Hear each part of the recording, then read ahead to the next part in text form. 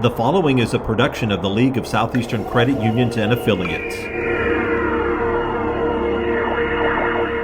Hi, I'm Patrick Lapine, President and CEO of the League of Southeastern Credit Unions and Affiliates, and this is my quarterly video, which is really an opportunity for me to update you on recent happenings and also things that are going to be happening in the upcoming quarter, both here at the League and also within our credit union movement, both at the national level and at the state level. First, I want to start with a quick recap of our recent Southeast Credit Union Conference and Expo down in Orlando. As you may know, our theme this year was the 7 cooperative principles, and we thought it was a great time to really go through and talk about those principles this year as credit unions start to look at coming out of the Great Recession and ways to better coordinate and act in a more cooperative fashion. Had a great event this year with over 1,100 attendees, so we broke that 1,100 mark, our largest turnout since consolidation. In the exhibit hall, we had over 136 exhibitors, sold out the exhibit hall months in advance, and actually had to turn away some exhibitors, something we hate to do. Our golf outing to benefit the Southeast Credit Union Foundation saw a significant rise in participation to over 110 golfers. Our governmental affairs luncheon, really a great way to raise money for our political action committees, as well as increase awareness for the importance of everything we do in the governmental affairs arena. Saw an increase in over 109 people attended that luncheon. So, just a great event. I really want to thank not only our staff for all their hard work putting on the event, but also for all of our credit union officials, both from Alabama and Florida that attended the event. As we look towards next year, we're going to be having the event 1 week later than usual. So you'll see the dates here up on the screen for next year, but mark your calendars to go back to Orlando next year, and we'll continue to try to raise the bar and continue to have a great event for our credit unions. One of the hot topics right now we talked a lot about in Orlando, but also is still a hot topic throughout this summer, is the risk-based capital proposal. We've sent out a lot of information talking about what we've done to date from a grassroots advocacy standpoint, working with our credit unions on not only educational sessions that we've done around both states to try to educate our credit union community about what's in the proposal and how to write comment letters, which actually ended up, we saw nationally over 2,000 comment letters drafted, but also, contacting our members of Congress, getting them to voice concerns, both through Dear Colleague letters, as also direct comments, has also been a part of our strategy. But one of the big things really for summer now that the comment letter period has ended, is the listening sessions that will be put on by NCUA. Those are really key intersections to be able for credit union officials to talk directly to the NCUA board on the proposals. This is still a very fluid situation. We are looking for significant changes to be made to those proposed rules. And I think I know we need to have great turnout at those events to really drive that home. Now, we just don't want people coming to attend them and sit there and listen. We want folks coming with real-world examples about how this proposed regulation would affect their credit union and be willing to stand up and speak on behalf of your credit union and the industry as a whole. We will have staff represented at these events, both in Chicago as well as the one in Alexandria. Just recently here, I was able to get some information on the current registration lists. Chicago has the most registrants, I think about 178 registrants, about 120 or so registered in Alexandria. We have a few credit union people from Alabama and Florida attending right now, but we'd love to see more. So please take a look at the dates, which I'm sure will be up on your screen, and try to make sure that you're able to attend one of those and be represented. Another issue that is really starting for us to think more about what we want to do the remainder of this year, but of course going into next year, is dealing with financial literacy. Financial literacy and education has always been really a key issue for credit unions, something that we've always worked very hard on in our schools with youth financial literacy, but also through the recession we saw more credit unions doing activities with adult financial education.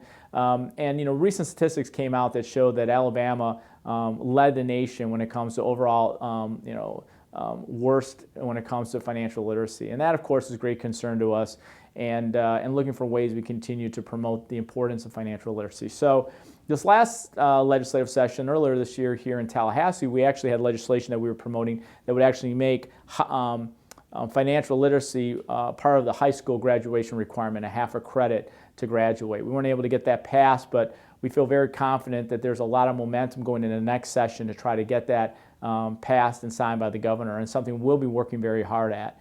but also as we look to try to develop this rest of this year into our fall, our strategy for financial literacy in Tallahassee. We'll be looking, to see if there's opportunities to do something similar in Alabama as well, is really thinking about how can we start working together more to make sure if we got that legislation passed, how would we as credit unions, as an industry, play a key component in implementation.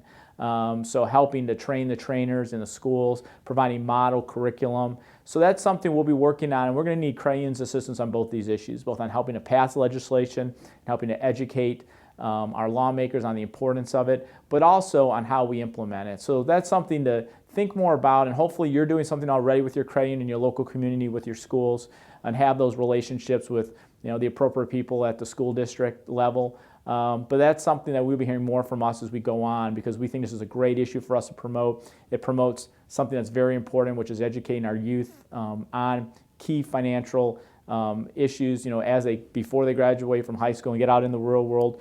But also, it's a great way to promote crayons and the crayon difference. ComplySight was rolled out here in early June, and we talked about a lot at our annual conference down in Orlando. And it's really a new web-based solution that's being brought to crayons through the League Info site. League Info site is owned by 16 leagues, including the LSCU, and it's used by virtually every league and with their credit unions as part of the value affiliation. It houses model policies and a whole lot of important and useful information for how crayons can get in compliance with new regulation. But a new add-on to League Info site is ComplySight, which is this web-based compliance tool that will help crayons manage on an internet-based platform all of their compliance-related activities. This is something that we've been working on League Info site for about a year now, developing this new internet-based platform, and League Info site through the leagues that participate, paying for the development of that. We rolled this out, as I said, in Orlando recently at our annual conference, and it's something that you'll be hearing more about. And we really encourage crayons to take a look at it. You have the opportunity to see a demo, a web-based demo, where our staff is able to come out and show you more information about how this will benefit your credit union. And this is something there is going to be a charge for, but a very nominal charge because it's being developed by the League CUNA system. So our profit motivation is much lower than someone in the private sector. So we're able to pass through those profits, those savings onto our member crayons through a much more attractive pricing scheme. Our Cooperative Image Campaign, the third wave of our Cooperative Image Campaign, is up and running now.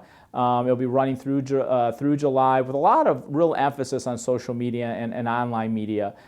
Because we're using those two modems more, or mediums more, this time around. As of just recently, we've had over 110,000 views on our YouTube, already in the last several weeks. 9 million impressions already online, and with the campaign in full swing, we're also already thinking about next year's campaign. So we'll be working throughout the summer, developing new creative for 2015, and we'll be unveiling that and talking to credit unions about it in late summer, early fall, so you can budget to participate financially again in our image campaign next year. So be keeping an eye out for that, because we'll have more to talk about probably after Labor Day. Recently, we rebranded our league through the League Service Corporation, Leverage, our transactional services area, to be Leverage Card Services.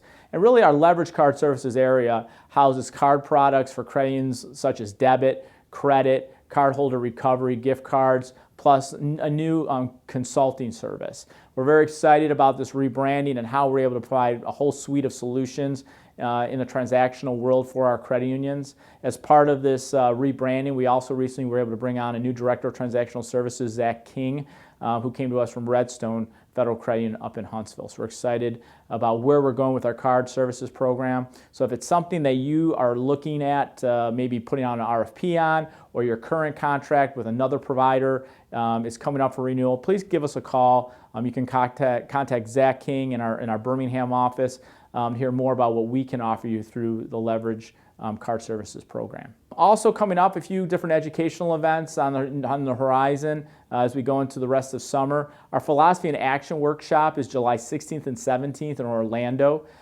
This is modeled after the CUD, the Credit Union Development Educators Program, through the National Credit Union Foundation. And it's really a way for both existing staff members in the credit union system, as well as people that are new to the credit union movement, to learn more about the history and foundation of what makes credit unions different than banks. So it's a great opportunity, especially for new people, to really be able to understand those differences that make us unique in the financial services marketplace. Also, we have our Supervisory Committee Conference just around the corner, August 3rd through 6th in Point Clear, Alabama. A couple years ago we had it there, and in the last several years we had it in Destin, so we've taken it back over to the JW Marriott over in Point Clear, where we traditionally hold our Leadership Development Conference. This is a great event for directors and volunteers, managers, internal auditors, and compliance officers at credit unions. We have a great lineup of speakers, and including NCUA Region 3 Director Myra Tepe. So hopefully, if something you haven't looked at yet, and our registration I think is going well, please visit our website for more information about how to register for this event. So in closing, I just want to thank you again for taking a few minutes to listen to this quarterly video and update on what's going on at the League. Always, we welcome your feedback on what we're doing and how we continue to serve you better. Enjoy the rest of your summer, and I'll be seeing you soon.